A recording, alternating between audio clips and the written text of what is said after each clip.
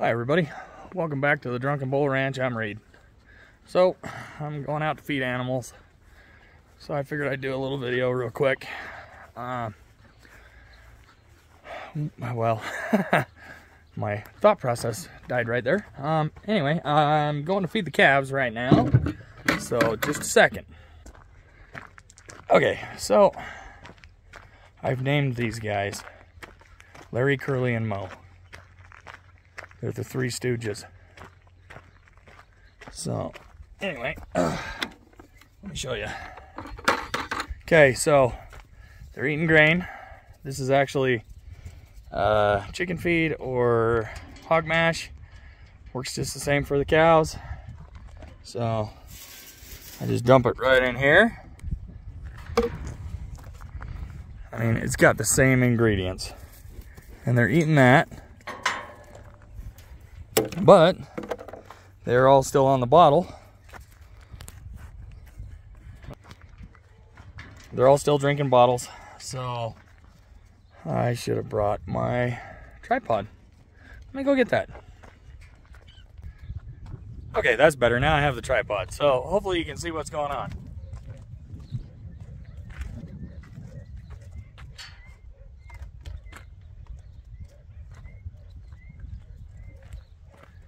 Hang on, the dogs are scrapping. Okay, let's try this again. Now that the dogs aren't fighting with each other, I don't understand them. Okay, so we got the 3 calves. Each one gets a bottle twice a day.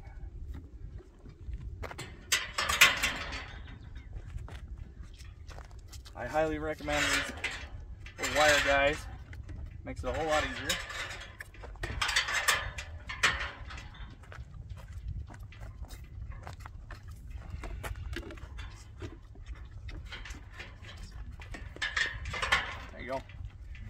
Okay, so like I said, we got Larry, Curly, and Moe here. They're all going to town. Now,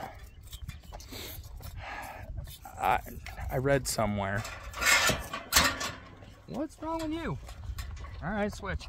Anyway, I read somewhere that you can wean these guys at like 10 weeks, 12 weeks, something like that. I'm going to say that I probably will, just because the price of milk replacer is so expensive. It's like $100 a bag for a 50-pound bag, and they say you're supposed to use one bag per animal. Anyway, so I will probably wean them on the next bag, and how you do that is basically you go from feeding them twice a day to once a day, and then you just stop. Now, all 3 of these are already eating grain and grass and drinking water, so I'm not worried about them starving by any means, but I am worried about them getting the right nutrition and things like that. So I will get them mineral block and probably a molasses lick and things like that to go with it. But yeah, you got to be really careful with the weaning. If they're not doing well, I don't recommend doing it until they're a little older. But these guys are all doing well.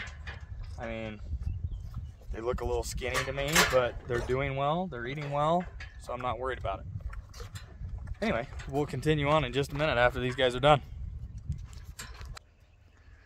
Okay, so they're all fed. They're good to go. Anyway, so continuing on, if you're on pig watch like I am, you'll understand this, but I've been thinking for a week now we were going to have piglets, or maybe even longer than that, and it hasn't happened yet. But I can tell you that this little gal right here, she's got crap all over, is very uncomfortable. Hi, Red. And she is pretty much due any day. I think this one is a little behind her, but they're both looking like any day now. Whoa, camera's falling over. Like any day now, they are gonna have some piglets, but hasn't happened yet. So here's hoping. They usually wait for a storm or something like that to do it. And there's one in the forecast, so it might come soon. But they are pretty bagged up, and let me see if I can show you. I don't know if you can see it or not, but let me see if I can zoom in, and she'll cooperate. She is pretty bagged up. Anyway, sorry, bad video quality, but they're both real close. So hopefully here in the next couple of days we're gonna get some piglets, but hasn't happened yet. So let me get these guys fed. Okay, I'm gonna mix up some pig feed. So I usually do a bucket for each one.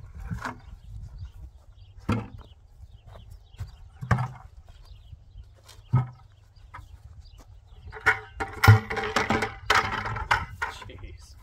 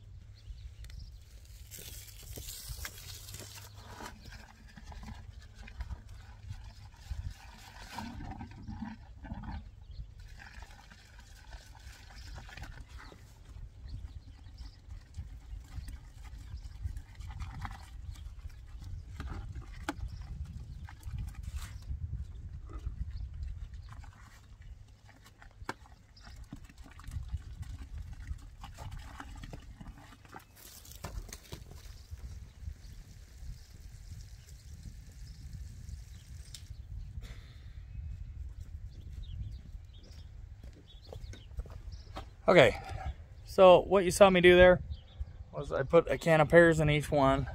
I put some wheat in each one. This is all stuff that I got from the local food bank that they couldn't sell or give away or whatever it is they do with it. And then also this is peanut butter powder. Now traditionally pigs like nuts, so they've been eating this stuff up like you wouldn't believe. So anyway, I let it sit for a few minutes and then I go ahead and feed it to the animals just to let it soak up some water and soften it up a little bit. Okay, so all the pigs are fed now. You can see her over there chowing down. This one's right here, chowing down. And Mr. Pig is over there. He's chowing down too. So, I mean, yeah, I could feed them regular feed, be just fine. These pigs, they're definitely not starving. And they're good looking pigs. So, I'm kind of a fan of how I'm feeding them because it's a whole lot cheaper. Anyway, got one more thing to show you, so let me wander over here and we'll show you this. Okay, so I'm out in the garden. You can see that I've still got weeds to pull and things like that, but check this out. Rhubarb, oh wow, is doing astoundingly well. There we go. Camera was messing with me. We had some asparagus pop up, which I thought was pretty cool. Strawberries are starting to do their thing. There's another asparagus, another rhubarb, more strawberries. But out here, I got this all tilled up and ready to go over the weekend. You can see I put down the black plastic out there. That's where we'll put like our vining plants and tomatoes and things like that. We moved it to this side this year because I like to rotate it. I'm still working on the irrigation, but it's pretty well done. And then we took down the fence that we had out here where we had put the turkeys last year. We're gonna do something different out there this year. Not sure what it is, but my wife wants to extend that bed all the way out and around over there and meet up with that bed right over there. So somehow all of her ideas end up being more work for me, but that's okay. Anyway, so we're working on the garden. We decided it's Mother's Day, and traditionally here in Utah, they tell us not to plant till Mother's Day. Up here, we like to give it another week or two because we still get freezing temperatures. However,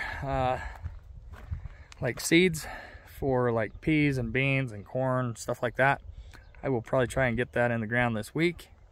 And we have already started some onions. I think we got carrots going, radishes, and I'm pretty sure she said she planted something else, but I can't remember what it was. Anyway, but we did go down to the garden shop this week, and here in the high tunnel, you can see, well, maybe you can see that we got the heater in there now, so they don't freeze, and all sorts of plants over there, some grapevines. Let me open this up. If the camera doesn't fall over.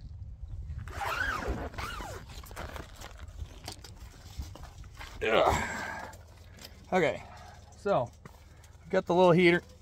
Wow, this is really bad camera work. We have, let me switch this camera. So we got the little heater there, keeps it warm at night. You can see we've got all sorts of vegetables right there and some, I think it's mint, a bunch of things. Those are all grapevines that we're gonna try.